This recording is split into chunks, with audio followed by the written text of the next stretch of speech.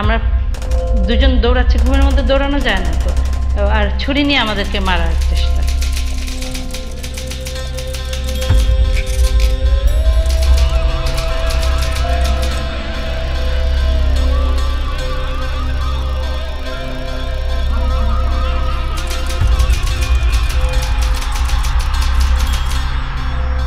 ওই আইনের বলে আমি আমার বাবার হত্যার বিচার পাবো না, মায়ের হত্যার বিচার পাবো না, ভাইদের হত্যার বিচার পাবো না।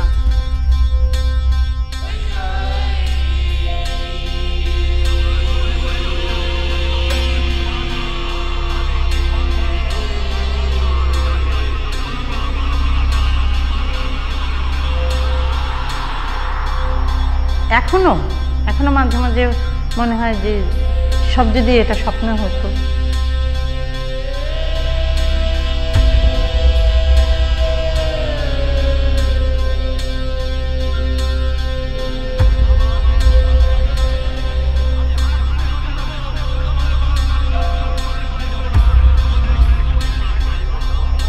বাংলাদেশে বাঙালিরা আমার বাবাকে মারবে, এটা তো ধারণারও বাইরে ছিল।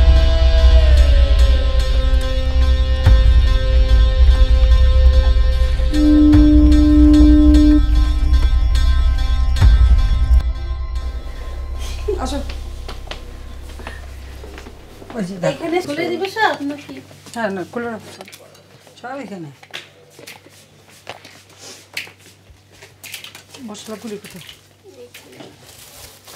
এই যে কায়ুস, আসো। এটা তোমার হাত দেওয়া লাগবে না, তুমি খালি দেখো। হ্যাঁ, আসো। এলাচি গুঁড়ি দেবে? একটু দিয়েছি।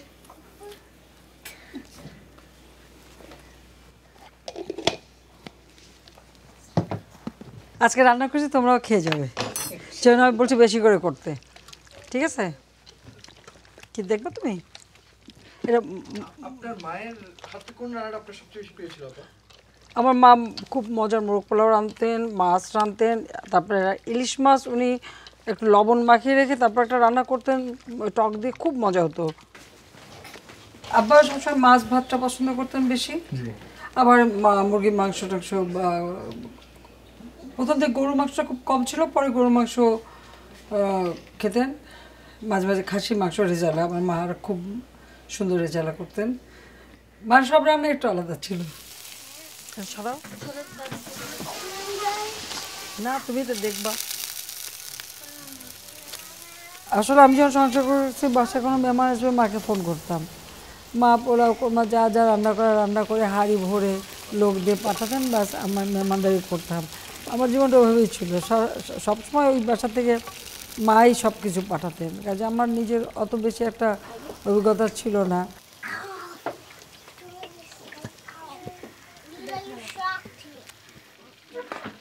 আমি তো আমার মার বন্ধুর মতো ছিলাম, আর মার সাথে আমার সাথে কিন্তু বয়সের ডিফারেন্স খুব বেশি না, ফলে মার সমস্ত কথা সবসময় আমার সঙ্গে শেয়ার করতেন। এই আমার মা, কামাল ভাই পেটে, কত অল্প বয়স, কত 18 হবে তখন। নেহানার সাথে আমার মায়ের খুব মিল, সে খুব গোছানো, সব কিছু তার খুব নিয়ম মাফিক। আমি না, আরে আমি হচ্ছে সব থেকে আলসে।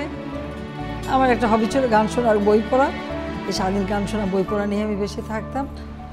ওনার ঘরের নামই ছিল আলসেখানা।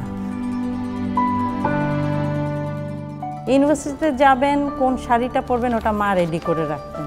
এসে সন্ধ্যাবেলা ওই খাওয়ার ফাঁকি দেওয়ার ওই সময় একটা ঘুম।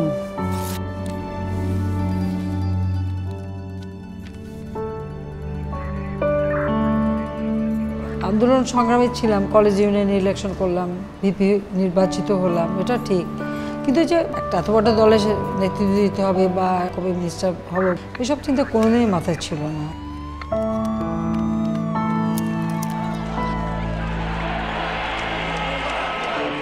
আব্বা কিন্তু নিজের কথাগুলি বলতেন যে উনি এই দেশটাকে নিয়ে কীভাবে চিন্তা করেন, কি করবেন, কারণ খুব স্বাভাবিকভাবে একটা দেশকে স্বাধীন করতে হলে তার যে পদক্ষেপগুলি হিসেব করে করে নেওয়া, এবং সেটাকে সম্ভব করা এটা খুব কঠিন কাজ। কেউ যদি মনে করে খুব সহজে বাংলাদেশটা স্বাধীন হয়ে গেছে, এটা কিন্তু না।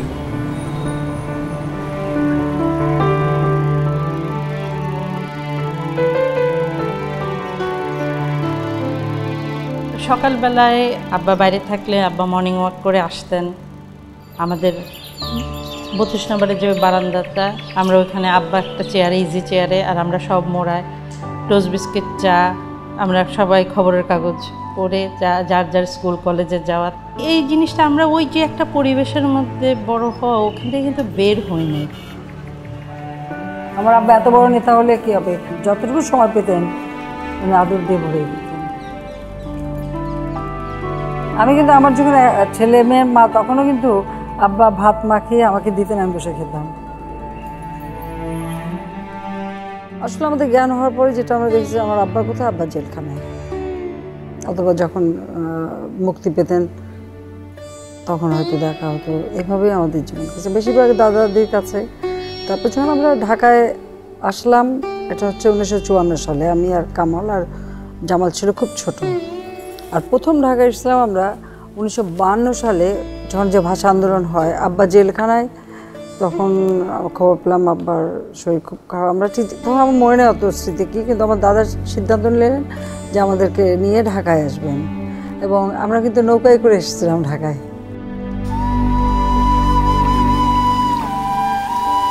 আমার দাদার বড় নৌকা ছিল, তাতে 2টো কামরা ছিল, 3 মাল্লা নৌকা। আমি আর কামাল আমরা ছোটবেলায় নৌকার মধ্যে দৌড়তে পারতাম, হাঁটতে পারতাম।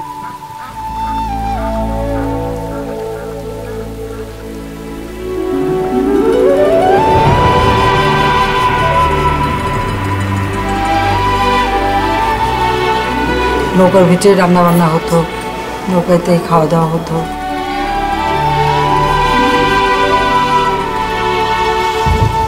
ঝড় আসতো বা স্টিমার গেলে নৌকা যে দুলতো, দাদি আমাদেরকে ধরে টরে রাখতেন, সেগুলো মনে আছে। আমরা পরে শুনেছি 4 দিন লেগেছিল ঢাকায় আসতে। 49 সালে আব্বা যখন অ্যারেস্ট হয়ে গেলেন, তারপর তো আর ছাড়া পাননি, একটানা 52 সাল পর্যন্ত জেলখানায়।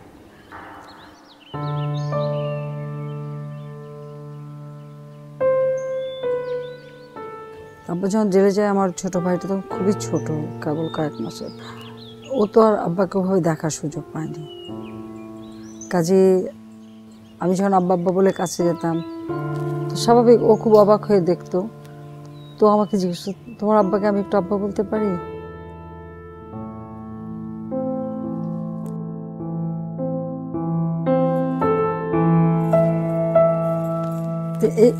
এইভাবেই আমাদের জীবনটা ছিল সবসময়। আবার 58 সালে যখন মাসাল্লাহ হলো, তখন আমার মনে আছে আমাদের বাসা সার্চ করতে আসলো, এসে আমাদের সমস্ত কিছু উলট পালট করে দেয়। এমনকি তখন তো ছোটোবেলায় পুতুল খেলতাম, হাঁড়ি পাতিল ছিল, খেলাঘর ছিল, সব ভেঙে টেক করে ছুঁড়ে ছুঁড়ে ফেলে দিয়ে সব নিয়ে গেল। ওই বয়সটা তো খুব দুঃখের ব্যাপার যে আমার খেলার জিনিসগুলো এইভাবে ছুঁড়ে ছুঁড়ে ফেলে দিচ্ছে, নষ্ট করে। তারপর আব্বাকে ধরে নিয়ে চলে গেল চোখের সামনে দিয়ে। 3 দিনের মধ্যে নোটিশ দিয়ে বাড়ি ছেড়ে দিতে হলো। আমার মা খুবই অসহায়ভাবে, আমার দাদি তখন বয়স্ক, একদম রাস্তার উপরে সব মালপত্র নিয়ে দাঁড়ানো।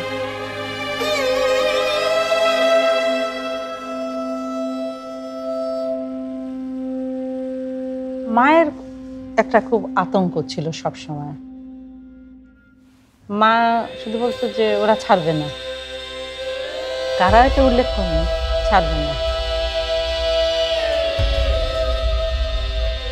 মোস্তাক ষড়যন্ত্র করতে পারে এটা আব্বা সবসময় জানতেন।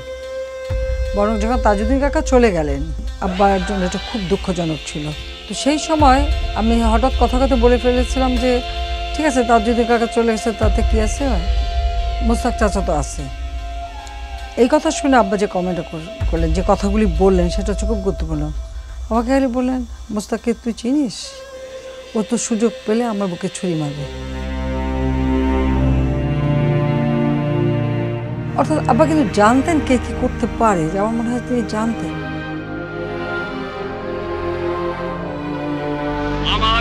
পাশে থাকে যদি আমি হাসতে হাসতে যাব, আমার বাঙালি জাতিকে অপমান করে যাব না, তোমাদের কাছে ক্ষমা চাইব না।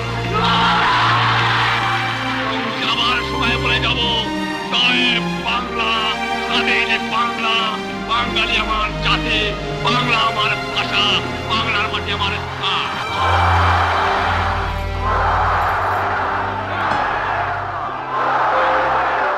দিন রাত সারাক্ষণ এই রাস্তা ভর্তি শুধু মিছিল আর মিছিল আর সারাক্ষণ মানুষ ভরে। আব্বা এই গাড়ি বান্দাটার উপরে দাঁড়িয়ে দাঁড়িয়ে বক্তৃতা দিতেন, ওই গেটের সামনে দাঁড়িয়ে বক্তৃতা দিতেন, কোনো ক্লান্তি ছিল না।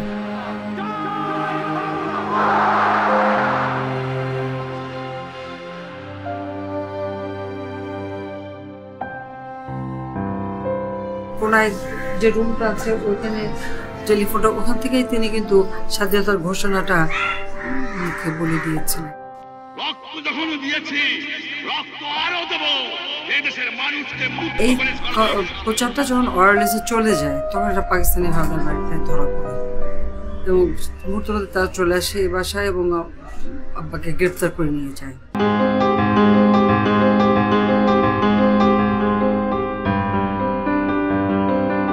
এরপর থেকে অপেক্ষার পালা।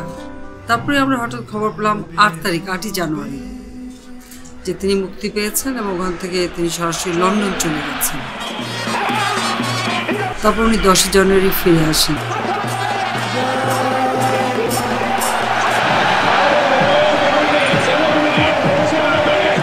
আমরা অপেক্ষা করেছি। কামাল, জামাল, আমার দাদা, রাসেল সবাই এয়ারপোর্টে যায়। লাখো মানুষ, সমস্ত রাস্তা মানুষের ভরা। আমার মা একটা রেডিও নিয়ে মোড়া পেতে ওই রেডিওর সামনে বসেছিলেন সারাক্ষণ।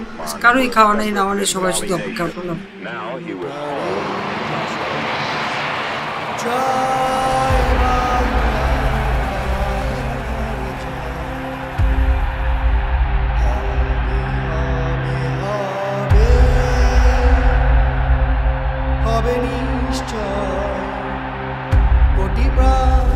উনি ফিরে আসার পর প্রথমে কিন্তু চলে যান ওনার জনগণের কাছে।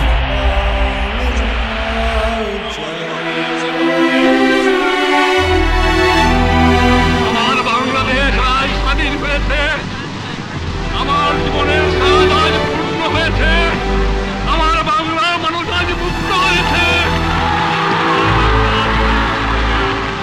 এরপরে তিনি আসেন আমাদের কাছে এবং তিনজন আসেন। সত্যি কথা বলতে কি তখন এটা একটা একতলা বাসা। মা 2টা কামরা ছিল, মার কামরা বসেছিলেন। আমরা সবাই অধীর আগ্রহে। আব্বা আসলেন, এসে হ্যাঁ আমাদের সবাইকে আদর করলেন। আমাদের কারো কোনো মানে আমরা সবাই বাকরুদ্ধ ছিলাম। আমাদের চোখে পানি, মনে আনন্দ, মানে সেটা একটা মানে কি যে অনুভূতি, মানে এই যে ফিরে পাওয়াটা, এই ফিরে পাওয়াটা যে আমাদের জন্য কত মূল্যবান ছিল। নানা কথা শুনতাম, উনি নেই, ওনাকে মেরে ফেলেছে ইত্যাদি ইত্যাদি, কিন্তু তারপরে উনি যে ফিরে এলেন, উনি সবাইকে আদর করলেন। তারপর যখন মার কাছে গেলেন, মা বাবাকে এমনভাবে জড়িয়ে ধরলেন, মনে হলো যেন তিনি সারা জীবনের সব পেয়ে গেছেন।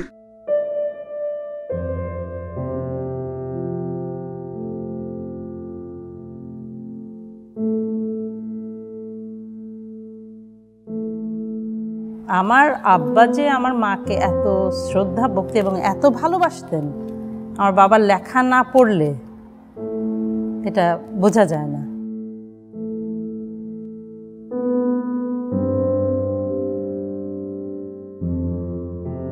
আব্বা করাচি থেকে ঢাকা ফিরে এলেন, ওই তখন এই গানটা পান্নালালের গাওয়া, মা আমার সাধনা মিটলে আশা না পড়ল, সকলই ফুরিয়ে যায় মা।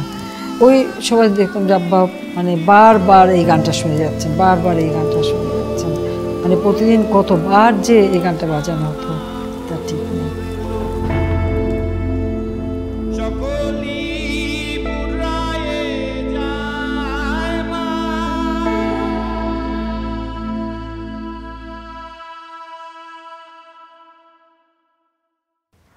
মানে একটা নারী হত্যা হলে সবাই চিৎকার করে, শিশু হত্যা হলে তার বিরুদ্ধে প্রতিবাদ করে। আর এই 32 নম্বর বাসায় 15ই আগস্ট শিশু নারী থেকে শুরু করে রাষ্ট্রপতি পর্যন্ত হত্যা হলো, আর সেই খুনিরা ঘুরে বেড়াবে রাজনৈতিকভাবে, তাদেরকে সবসময় একটা নিরাপত্তা দেওয়া হবে, তাদেরকে বিচারের আওতায় আনা হবে না। এটা কি ধরনের আইন? সভ্য জগতে তো এইরকম আইন হতে পারে না। মনটা খুব খারাপ থাকতো, পারলাম না, হেরে গেলাম। আব্বা মার কাছে যে উপরে কি জবাব দেব? আব্বা যদি জিজ্ঞাসা করে, মা জিজ্ঞাসা করে, 2টা বোনকে রেখে আসলাম, কিছুই তো করতে পারলাম না খুনিদের ব্যাপারে। তো খুব মন খারাপ তখন। আমি যখন 81 সালে ফিরে আসলাম, সে সময় এই দেশে কি অবস্থা ছিল? খুনিরা তখন বিভিন্ন দূতাবাসে চাকরি করে, ফরেন মিনিস্ট্রি চাকরি করে, অবাধে বিচরণ করে, সরকার তাদের মদত দিচ্ছে। জয় বাংলা স্লোগান নিষিদ্ধ, বলা যাবে না। বলতে গেলে মানে বিএনপির গুন্ডা পান্ডারা ছুটে আসতো, রীতিমতো মারত, ছুরি দিয়ে পেট কাটা, খুঁট দিয়ে পেট কেটে দেওয়া। বঙ্গবন্ধু শেখ মুজিবের ছবি, এই ছবি নিষিদ্ধ।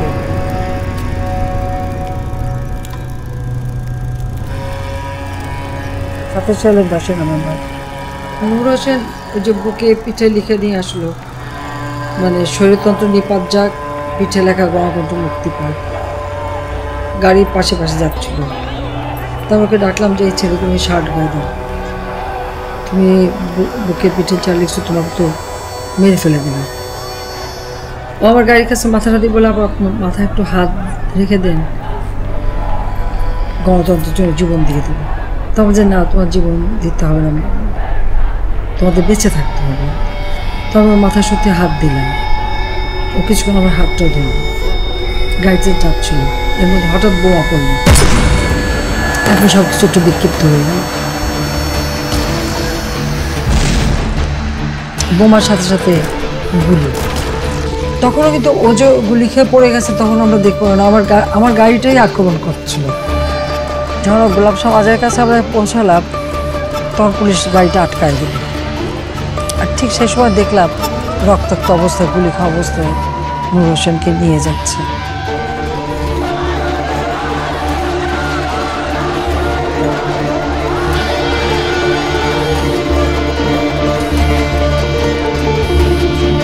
কষ্ট লাগে ওখানে যে আমি এই কথাটা বললাম, আর ঠিক সেই কথাটাই সত্যি হয়ে গেল।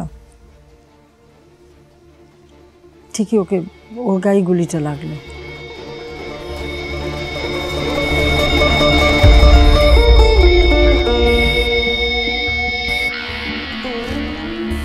আমি সারা দেশে জনসভা করেছি, জনগণের কাছে যখনই গেছি, কারণ আমি দেখলাম যে আমার তো আর কোনো জায়গা নেই, জায়গা হচ্ছে বাংলাদেশের মানুষ, সাধারণ মানুষ, জনগণ।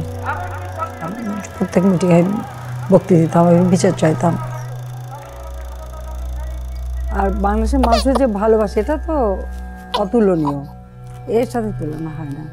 আমরা একবার চরকেলারকে বন্যার সময় রিলিফ ওয়ার্ক করতে গেলাম। যেতে যেতে আমরা ওখানে যাওয়ার কিছু নাই, মানে কিছু দূর ভ্যানে, তারপরে হেঁটে যেতে হচ্ছে।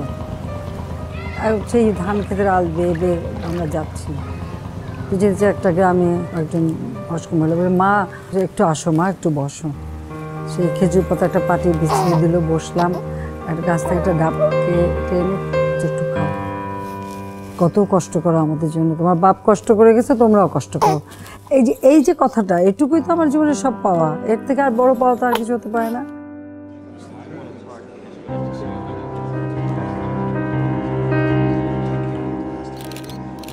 যখন আমি সরকার গঠন করলাম, তখন আমার এটাই ছিল যে ইন্ডেমনিটি অর্ডিন্যান্স বাতিল করতে হবে। কাজে আসার পরে সেই ইন্ডেমনিটি অর্ডিন্যান্স আমরা পার্লামেন্টে বাতিল করলাম। বাতিল করার পরেই আমরা মামলা করলাম। সাক্ষী পাই না, সুবোধ পাই না, খুব কঠিন। মানে 2 বোনের যে কি অবস্থা, তারপরে তো আবার ক্ষমতা পরিবর্তন হলো। তখন আমি আপার বললাম, দেখতে তো কেমন কেমন মজা, এখন বুঝো, আবার ওইগুলোটা ছাড়বে। ডিকেন্সের একটা বই ছিল, ওই টেল অফ 2 সিটিজ।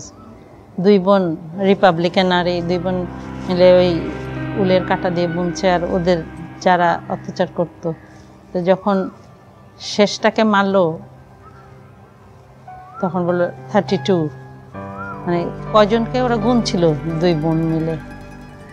তা আমি ওইটা দিল্লিতে থাকতে আপাকে বলতাম, আপা আমরা এরকম করব, তুমি কিন্তু তখন আবার কিছু বলতে পারবা না, আমাকে কিচ্ছু একটু সুযোগ দিয়ে। তা আপা বলতো মাথা ঠান্ডা কর, মাথা ঠান্ডা কর।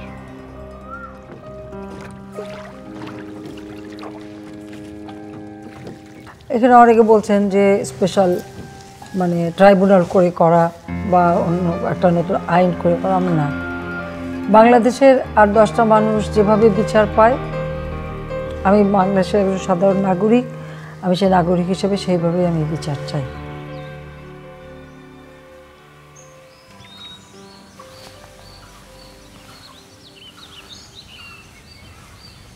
গণভবনটাও আমাদের অনেক মানে স্মৃতি। থাকিনি আমরা এখানে, আমরা কোনো ভাই বোনই থাকতে চাইনি।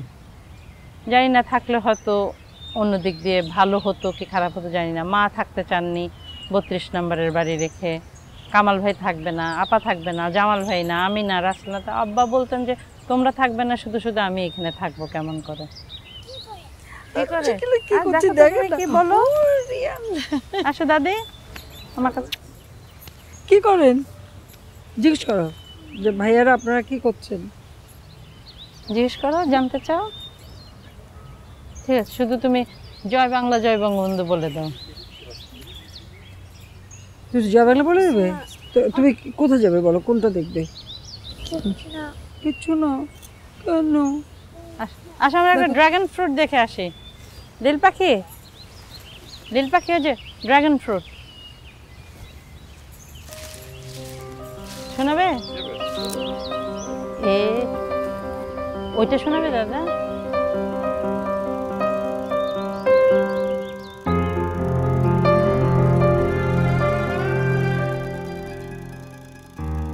রাসেল হওয়ার পরে মানে আমাদের জন্য আমরা সবাই মানে ভাই বোন এত খুশি, এবং আপনার জন্য হাতে খেলার পুতুল পেলাম, এরকম ছিল, এত আদরের ছিল আমাদের। একটা ব্যক্তিত্ব নিয়ে চলতো, ওটুকু মানুষ, খুব স্ট্রং পার্সোনালিটি।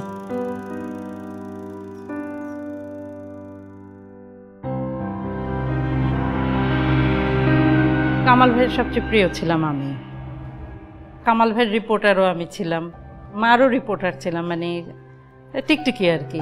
কোন খালাতো বোনের চিঠি আসলো, কোন খালাতো ভাইয়ের চিঠি আসলো, মানে বিশেষ চিঠি আর কি। তো মা ওই চিঠিটা কিন্তু আজকে, মা তো দুপুরবেলা ওই চিঠি টিঠি কালেক্ট করে বসা, শাসন কাকে কার ফোন এসে কেটে দিল, ওই রিপোর্ট। তো এই ছিল আমাদের বাড়ির পরিবেশ। শিকড়টা আমরা ভুলবো না। আমার বাড়ি যে টুঙ্গিপাড়া, আমি যে একটা গ্রামের মেয়ে, ওইটা কিন্তু আমি খুব গর্ববোধ করি বলতে।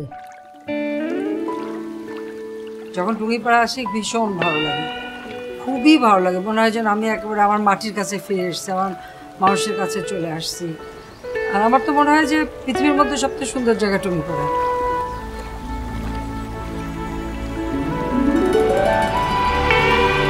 খালের পাড়ে একটা হিজল গাছ ছিল, আর হিজল গাছে অনেক শিকড় হয়। তো আমরা ছোটোবেলা ওই হিজল গাছের শিকড়ের উপর থেকে লাফ দিয়ে খালে ঝাঁপাতাম।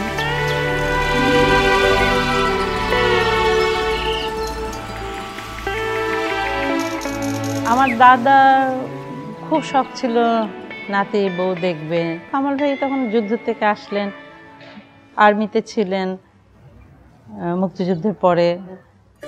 আমরা খুকিয়াপার খুব ভক্ত ছিলাম। আমার মেজো ভাইয়ের রুমে বিরাট একটা ছবি স্পোর্টসের, ওরা প্র্যাকটিস করতো একসাথে, আমার জামাল ভাই আর খুকিয়াপায়নরা। মাকে বললাম, তো অনেকে এসে বলে হ্যাঁ ঘরের বউ খেলবে, এটা একটা কথা নাকি, দৌড়াবে। মা চুপচাপ, মা বেশি কিছু বলে না। তো আমরা কয় ভাই বোন মিলে মাকে বললাম, মা এত ভালো একটা মেয়ে তুমি যার কাছ থেকে নাও, তুমি এই মেয়ে কিন্তু পাবে না।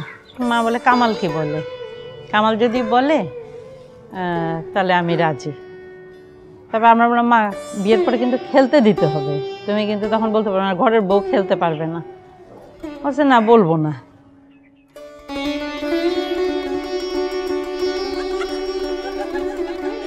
জামালের বিয়েটা হলো তার ঠিক পরপরই কামাল তখন বউ নিয়ে শ্বশুরবাড়ি গেছে, যে কামালের খবর দাও যে জামালের বিয়ে।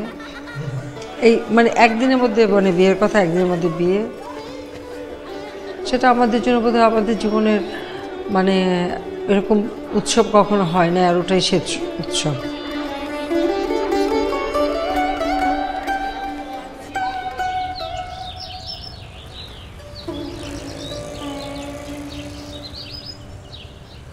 আমাদের বাসায় সবার জন্য একেবারে উন্মুক্ত দ্বার, যে কারণে ষড়যন্ত্রকারীরাও সুযোগ পেয়ে গেল, তারাও ওই সারাদিন রাত আসা যাওয়া করতো, দেখতো, জানতো।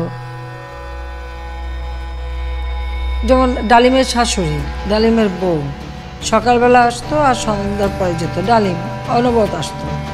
নূর কামালের সাথে একসাথে এডিসি ছিল, যে কোনো সময় চলে আসতো। ইভেন জিয়াউর রহমান আর তার স্ত্রী তো অহরহ আমাদের বাসায় এসে বসত। এমনকি 21 আগস্ট যে গ্রেনেড হামলা, ওই গ্রেনেড হামলার সময় ডালিম রশিদ দুজনেই বাংলাদেশে এসেছে, এবং তাদেরকে কারা টাকা পয়সা দিয়েছে সেটাও একেবারে জানি না আমরা, তা নয়।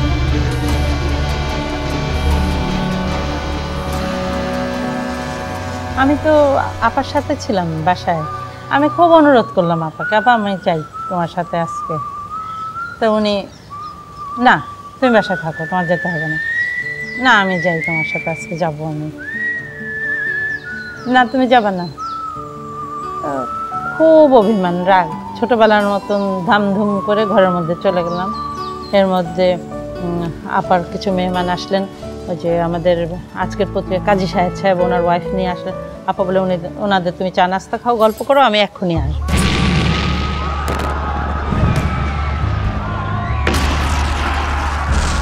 তো জাস্ট কাজী সাহেব আসছেন, উনি কিছু কথা টথা বলছিলেন। ওনার সাথে কথা বলতে বলতে টেলিভিশনটা কিন্তু অন, ওর মধ্যেই ওই ঘটনা দেখে আমি ওনাদেরকে ফেলে ঠেলে আমি নিচে চলে আসছি। ওর মধ্যে খবর আসছে যে নাই।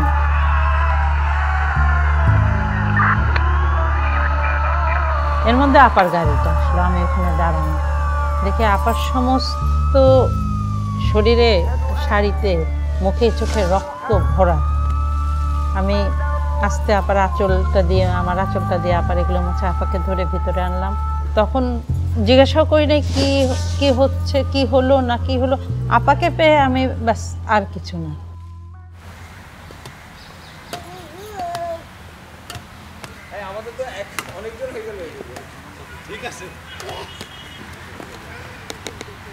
তুমি আমাদের দিকে আসো না, বেশি হয়ে গেছে।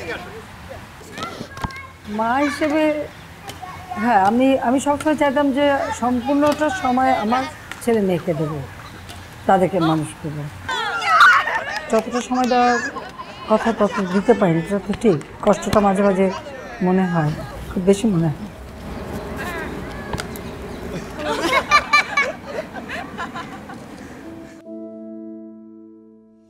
আমার হাজব্যান্ড তখন চলে গেছে জার্মানিতে, কার্লসরুহে ইউনিভার্সিটিতে।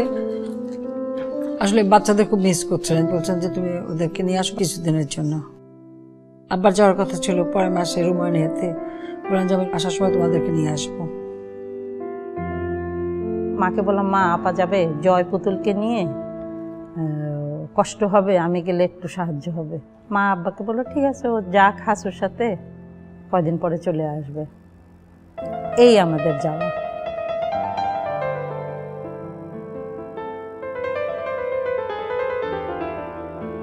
14 তারিখ রাত্রে ক্যান্ডেল লাইট ডিনার।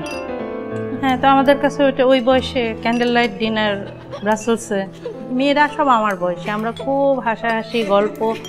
তো দুলাভাই এসে আমাদের খুব বকলেন যে কান্না আছে সারা জীবন, এত হাসছে, উনি ঘুমাতে পারছেন না। উনি যত এসে বকে আমরা তত হাসি। তো সকালে একটা ফোন বাজলো, আমার মনে হয় যে হ্যাঁ ওই সকালবেলা। তো ফোনের আওয়াজটা মানে আমার মনে হয় আমার জীবনে এত কর্কশ ফোনের আওয়াজ আমি জীবনে শুনি নাই, কেন আমার কাছে খুব মনে হলো। তো আমরা যে রুমটা ছিলাম ওখান থেকে সিঁড়ি নেমে গেছে, ঠিক সিঁড়ি করে ফোন, তখন উনি ফোনটা ধরলেন। তারপর আমাকে বললেন তোমার হাজব্যান্ডকে ডাকো। তো আমি বললাম যে কেন, কী হয়েছে আমাকে বললেন, না ওনাকে ডাকো। তো আমি উঠালাম, আসলো, তখন বললো যে বাংলাদেশে কু হয়েছে শুনে আমি বললাম তাহলে তার আমার কেউ বেঁচে নেই, ঠিক এইটুকু আমাদের মুখ থেকে আসবে।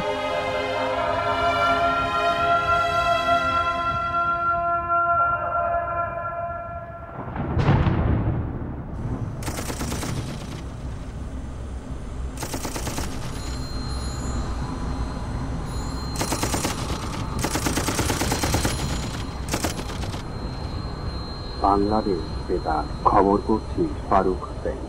খন্দকার মুশতাক আহমেদের নেতৃত্বে আজ ভোরে সামরিক বাহিনী দেশের সর্বময় ক্ষমতা গ্রহণ করেছেন। শেখ মুজিবুর রহমানকে হত্যা করা হয়েছে।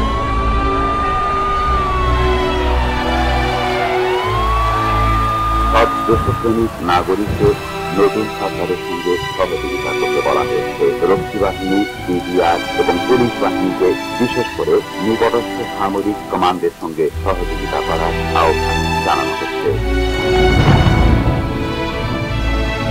We don't believe in revenge. We believe in the philosophy of Bengali life. Love, love and love. At this moment in time, as you look back, what was the moment of greatest happiness for you? The day I have heard that my people have been liberated. My people are independent. And I have got Bangladesh is an independent, sovereign country. That's the happiest day of my life.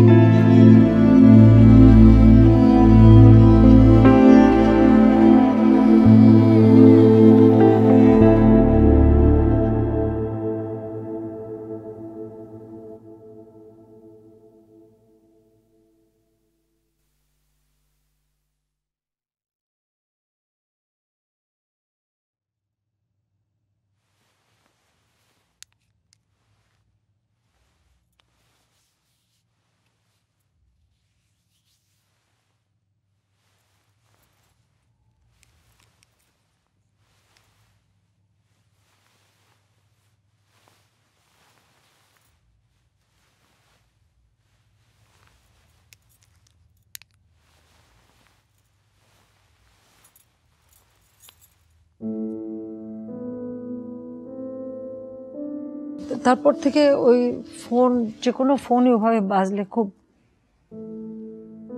হঠাৎ ভিতরে মানে বুকের ভিতরে মানে ই করে উঠতো, কেমন যেন একটা অন্যরকম কষ্ট, যে ফোনের আওয়াজটাই সহ্য করতে পারতাম না।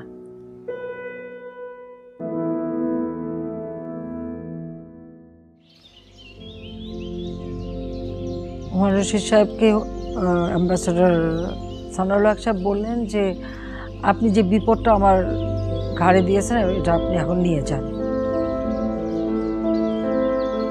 কয়েক ঘন্টার ব্যবধানে মানুষের যে পরিবর্তন, ক্যান্ডেল লাইট ডিনারের থেকে ঘরের থেকে বের করে দেয় এই অবস্থা।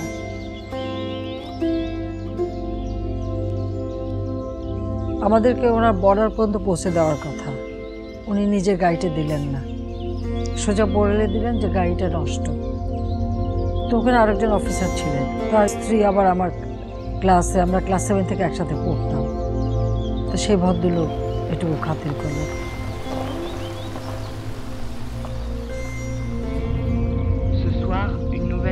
তখন বেলজিয়াম ভাষায় নিউজ হচ্ছে, বারবার টিভিতে আব্বার ছবি দেখাচ্ছে, কিন্তু আমরা কোনো ভাষা বুঝতে পারছি না।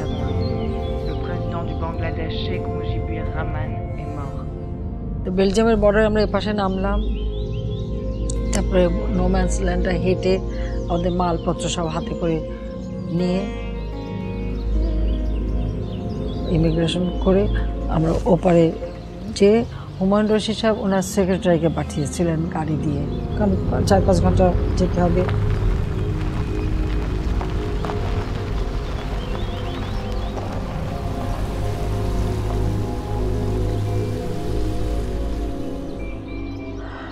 আমাকে রাত্রেবেলা হুমায়ুন সব আলাদা ডেকে নিলেন যে তুমি একটু আসো ওনার রুমে, উনি আর ওনার স্ত্রী বসা। তখন উনি বললেন যে আমরা অনেক চেষ্টা করছি খোঁজ করতে, যতদূর খবর পাচ্ছি কেউ বেঁচে নাই। এই কথাটা যখন শুনলাম, সত্যি কথা বলতে কি আমি তো বিশ্বাস করতে পারছি না, কিন্তু আমার মনে হচ্ছিল যে আমার শরীরে সমস্ত রক্ত যেন একেবারে হিমশীতল হয়ে গেছে। আমি বোধহয় তখনই মনে হচ্ছিল যে আমি পড়ে যাব। আমি অনেক কষ্ট করে চেয়ার এটা ধরে আমি নিজেকে সামলালাম, কিন্তু উনি আমাকে অনেক সান্ত্বনা দিলেন, ওনার ওয়াইফ সবাই মিলে। তখন ওর রেহানাকে এসে আমরা কিছু বলতে পারিনি। আমি এসে দেখি রেহানা শুয়ে আছে, আমি ওর পাশে আসতে চুপচাপ শুয়ে ওকে জড়িয়ে ধরে শুয়ে থাকবো কতক্ষণ। আপা ভাবছে আমি জানি না, আমি ভাবছি আপা জানি না, জানি তো আমরা দুজনে। বাংলাদেশে বাঙালিরা আমার বাবাকে মারবে, এটা তো ধারণারও বাইরে ছিল।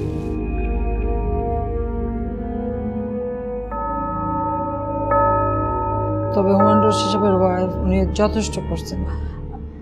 আমাদেরকে আবার উনি গাড়িতে করে কালস্ট্রিয়ে পৌঁছে দিলেন, আমাদের হাতে 1000 মার্ক দিয়ে দিলেন যে তোমাদের তো এতটা হাতে টাকা পয়সা।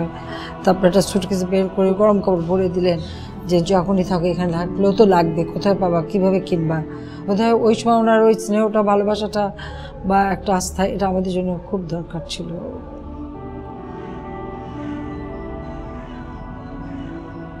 জার্মান গভর্নমেন্ট বললো যে আমরা যদি চাই ওখানে পলিটিক্যাল অ্যাসাইলামে থাকতে পারবো। আর মিসেস গান্ধীর সাথে সাথে ওনার অ্যাম্বাসাডারকে বললেন আমাদের অ্যাম্বাসাডার হুমায়ুন রশিদ সাহেবের সাথে যোগাযোগ করতে। মার্শাল টিটো তিনি তার অ্যাম্বাসাডার যোগাযোগ করলেন।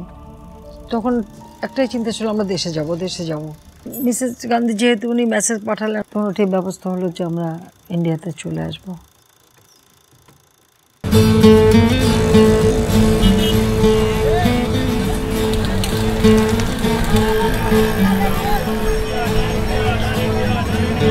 মিসেস গান্ধী আমাদের দেখাশোনা করার জন্য একজন অফিসার ঠিক করে দিয়েছিলেন, আমাদের একটা বাড়িতে থাকার ব্যবস্থা, সিকিউরিটির ব্যবস্থা করে দিলেন। আর অজিত সাহেবকে একটা চাকরিও দিল, এই অ্যাটমিক এনার্জি মিনারেলস ডিভিশনে একটা চাকরি দিয়ে দিল। মিসেস গান্ধীর সবথেকে বড় জীবন খুব মানবিক চরিত্রে, আর আমাদেরকে খুবই স্নেহের চোখে দেখতেন। একবার আমরা আজমির শরীফে গেছিলাম আমি রেহানা বাচ্চাদের নিয়ে, তো আমরা ওখানে থাকতো, উনি একটা অ্যাপয়েন্টমেন্ট দিলেন ওনার সঙ্গে দেখা করার। আবার আমরা আসার সময় গাড়িটা নষ্ট হলো, তাদের সময় নষ্ট হয়ে গেল। তখন রেহানা বললো যে এই বাচ্চা কাচ্চারা আবার তৈরি করে নিয়ে যাওয়া তো সম্ভব না, তো তুমি একটা কাজ করো, তুমি একাই চলে যাও।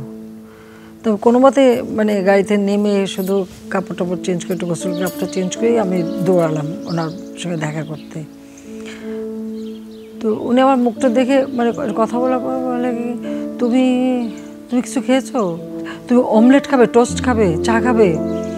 উনি উঠে যেয়ে বলল এবং সেই অমলেট এবং টোস্ট আর চা নিজে কাপে চা ঢেলে উনি দিলেন। আমাকে বললো তুমি খাও, তোমার মুখটা একদম শুকনা, তুমি কিচ্ছু খাওনি। মানে আসলে এই যে স্নেহটা, ভালোবাসাটা মানে এত মানে ঘরোয়াভাবেও উনি ব্যবহার করলেন যে এটা ভোলা যায় না, এটা খুব মনে লাগে। সত্যি কথা বলতে ওই সময় সব হারাবার পর ওনার সামনে যে ওইটুকুই অনুভূতি হচ্ছিল যে না, আমাদের জন্য কেউ আছে। কারণ আমাদের মুক্তিযুদ্ধে, আমাদের স্বাধীনতা সংগ্রামে ওনার যে অবদান। 32 নম্বরে ওই হইচই, ছোটোবেলার থেকে একটা পলিটিক্যাল বাড়ি গ্রামে টুঙ্গিপাড়ায়, ওই আমাদের দাদা বাড়ি। আর সেখানে ছোট্ট একটা বাসার মধ্যে 2টা রুম। ওখানে যেহেতু 2 বোন, মানে যে এটা কিসের মধ্যে পড়লাম আমরা, কিচ্ছু বুঝি না, কিচ্ছু করি না, কি খাবো, কি যাব। প্রথম কয়েকটা বছর গেছে বসে বসে চিন্তা করে করে, কারণ ওটা আমি এখনো বলতে পারবো না। ওই যে একভাবে হয়তো বসে আছি, বসেই আছি। হয়তো অনেক সময় এমনও গেছে যে ছেলে মেয়েদের খাবারই দেয়নি, ভুলেই গেছে যে ওদেরকে খাবার দিতে হবে বা রান্না করতে, সব ভুলেই গেছে, ওভাবে বসেই আছি। আল্লাহর একটা রহম, আমাদের 2 বোনকে পাগল বানায় রাস্তায় ফেলে নেন।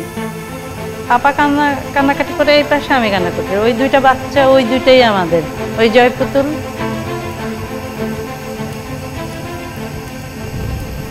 রান্না করে সংসার করা, এটা তো ওই দিল্লিতে সেই বলতে গেলে শিক্ষা।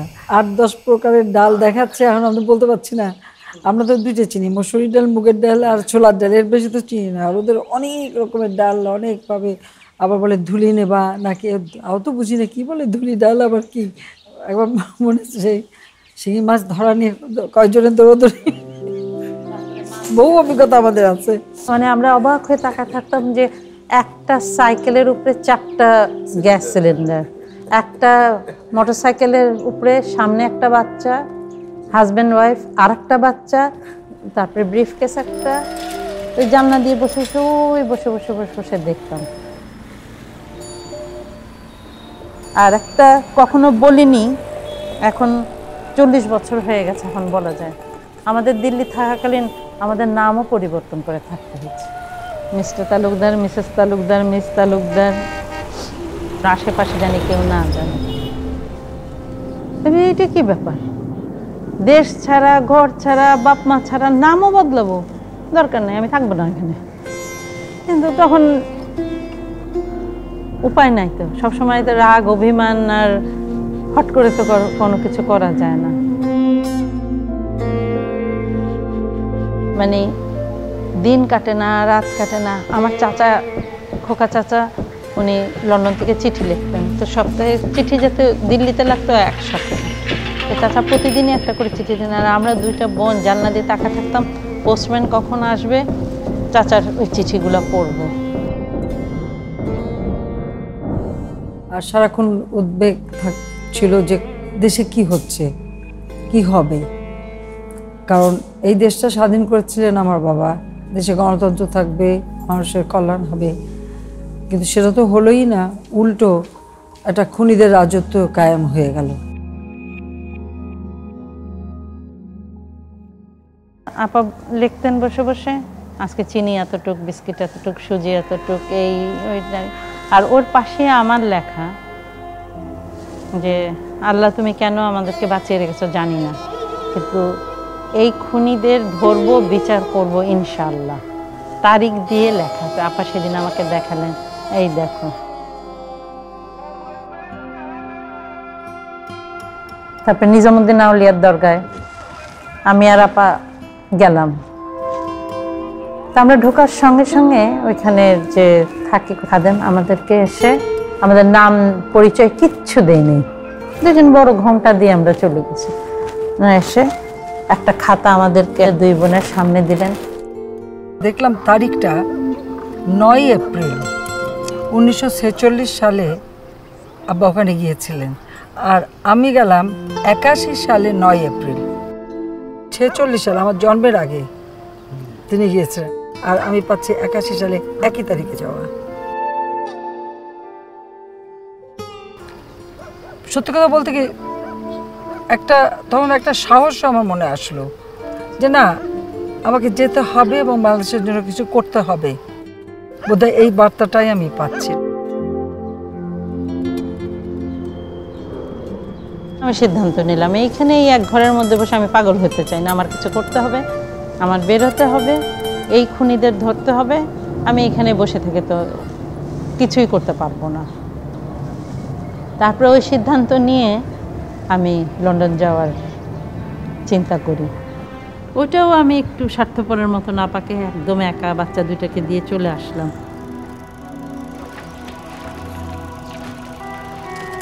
ওর তো বিয়ে হয়ে গেল ওখানে, আর আমি তো দিল্লিতেই থেকে গেলাম। আমার অবর্তমানে আওয়ামী লীগ আমাকে যখন সভানেত্রী নির্বাচিত করলো, তখন সিদ্ধান্ত নিলাম আমি আসবো।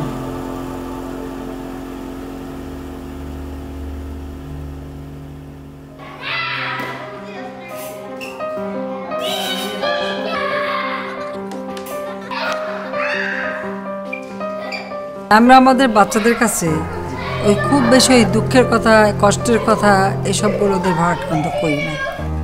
জীবনে চলার পথে দুঃখ, কষ্ট, নানা ধরনের বাধা, প্রতিবন্ধকতা আসবে, আর সেই দুঃসময়ের দিনগুলি আমরা পার করছি, আবার ভবিষ্যতেও যে আসবে না তা তো না। আমাদের দেশের পরিস্থিতিতে এটা তো আমরা বারবার দেখেছি। আমরা কিন্তু ওতে ভীতও না, ভয়ও না, যে কোনো পরিস্থিতি মোকাবেলা করার মতো মানসিক শক্তি আমাদের আছে।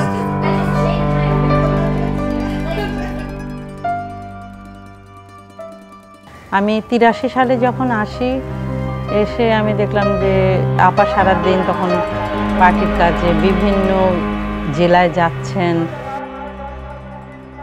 বাচ্চা দুটো ওদের খাওয়ার ঠিক নাই, পড়াশোনার ঠিক নাই, কি করছে না করছে। তখন সিদ্ধান্ত নিলাম যে না, তার আগেই ওরা আমার কাছে ছিল, কিন্তু হোস্টেলে দেওয়ার সিদ্ধান্তটা আমার ছিল। বাচ্চাগুলোর ভবিষ্যৎ তো নষ্ট করতে পারি না, ওদের তো লেখাপড়া শিখতে হবে। আমার নিজের লেখাপড়া হয়নি, 75-এর ঘটনা পড়া, তো ওই দুঃখটা তো আমার সারা জীবনের। আর সবচেয়ে কষ্টের ব্যাপার হলো যে যখন জয় পুতুলকে নিয়ে যায়, আপা তখন গৃহবন্দী। ওদের যখন গাড়িতে নিয়ে যায়, আপা ওইখানে একটা গাছ, আপা গাছের আপার চোখের পানি আর থামে না।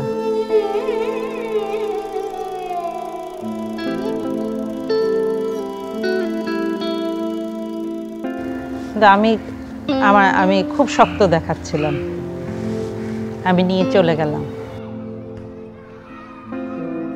আমি নৈনিতালে ওদের ভর্তি করে দিয়ে তারপরে আসলাম। তো মনে হয় না যে সৎ বোন ও বোনের সাথে এইরকম কঠিন একটা কাজ করে। আমি আপার সাথে, আপার সেই কান্না আমি ভুলবো না এখনো।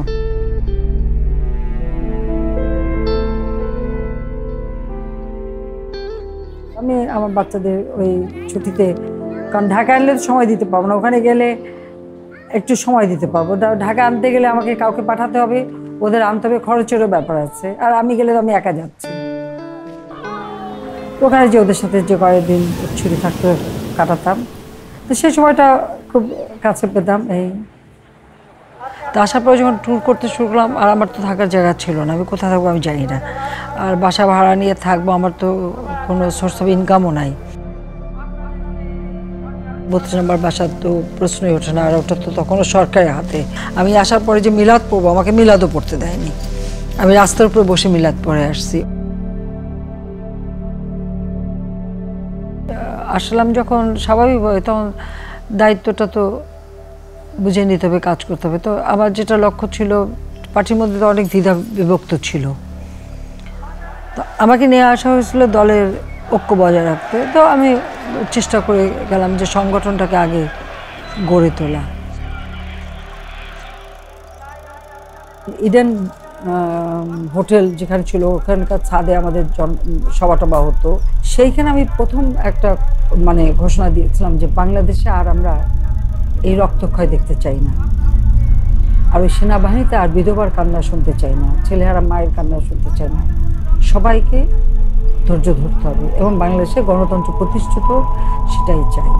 আমি যখন এই বক্তৃতা দিয়ে অনেকে আমাকে নিষেধ করেছে, কি বলছেন এখনই মিলিটারি আসবে মেরে ফেলে, আপনার না, আমাকে বলতে হবে যেটা সত্য সেটা বলতে হবে। এভাবে একটা দেশ চলে না।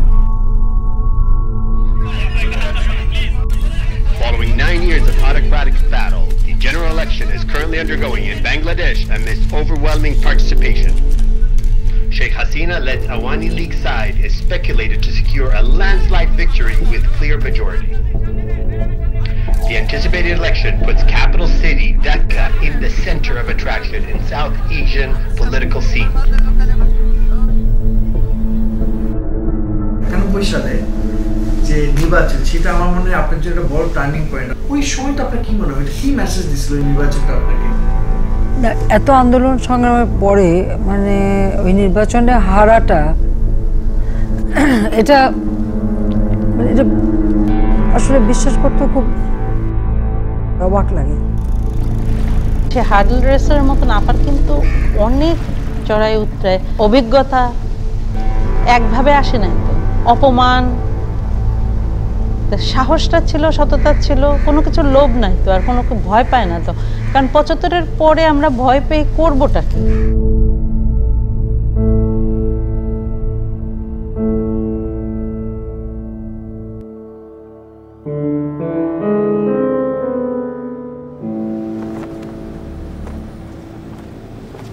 আমাদের তো 5 বছর সময় চলে গেল, আমরা বিচারটা তো শেষ হলো না, ওই অবস্থায় পড়েছিল। খুব স্বাভাবিক, বিএনপি আসার পরে তো আর ওই কেস চালায়নি, ওটা ওভাবে পড়েছিল। 2009 যখন আমি সরকার গঠন করি, আবার উদ্যোগ নেই। মামলাটা দিনের পর দিন চলেছে। আমি বলবো যে যিনি রায় দিয়েছেন জজ সাহেব, গোলাম রসুল সাহেব, অত্যন্ত সাহসের সাথে তিনি রায় নিয়েছেন এবং অবাক হবেন যে তার 3টা মেয়ে ছোট ছোট, কীভাবে যেন তার বাড়িতে মানে এমন একটা পরিবেশ সৃষ্টি করে ফেললো যে মেয়েগুলি যেন হয়তো মানসিকভাবে কিছু একটা সমস্যা, বা তার স্ত্রীকে নানাভাবে ভয় ভীতি দেখানো। এবং যেদিন বিচারের রায় হবে সেই দিন বিএনপি হরতাল ডাকলো, যাতে করে জজ সাহেব কোর্টে যেতে না পারে, কোর্ট না বসে, রায় যেন না দিতে পারে, সেই বাধাও কিন্তু দিয়েছিল।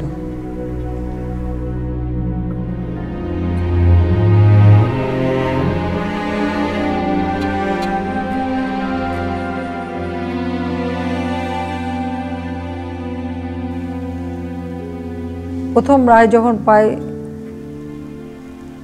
আমি সাথে সাথে 32 নম্বরে চলে গেছিলাম ওই সিঁড়ির কাছে, যে আমি এমনি সবসময় সিঁড়ির কাছে বসতাম, কি জানি মনে হয় ওখান থেকে তো আবার আত্মাটা বের হয়ে গেছে না।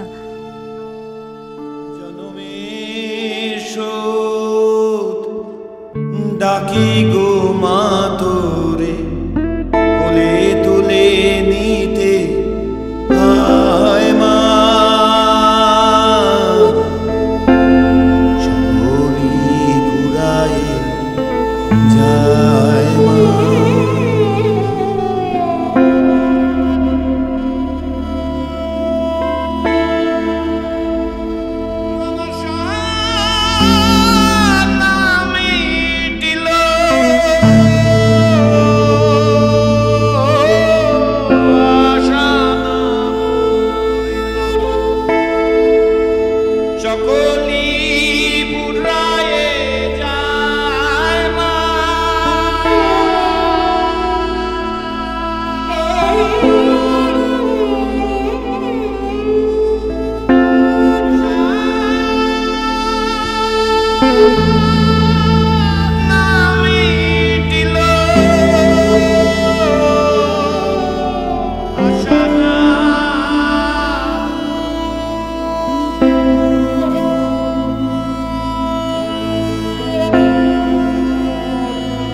জনমের শোধ ডাকি গো মা তোরে, জনমের শোধ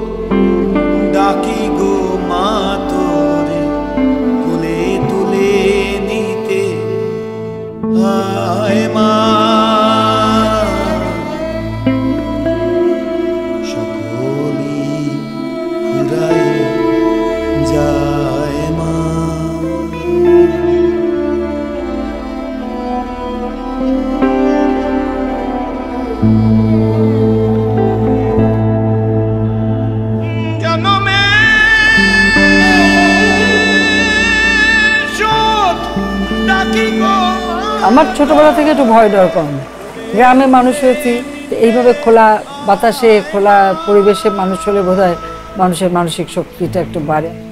কারণ গ্রাম ছাড়া ভালো লাগে নাকি।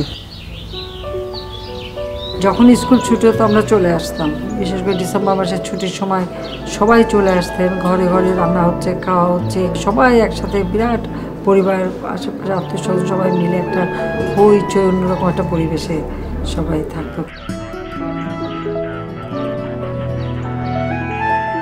আমার আকাঙ্ক্ষা আছে যে আমি যখন রিটায়ার করবো তখন আমি এই টুঙ্গিপাড়ায় এসে থাকবো। আমি বসতে পারি, কিভাবে ভ্যানে বসতে আমার জানা আছে। হ্যাঁ ঠিক আছে, ছেড়ে লাগবে না তো? আচ্ছা আমার কাছে আসো।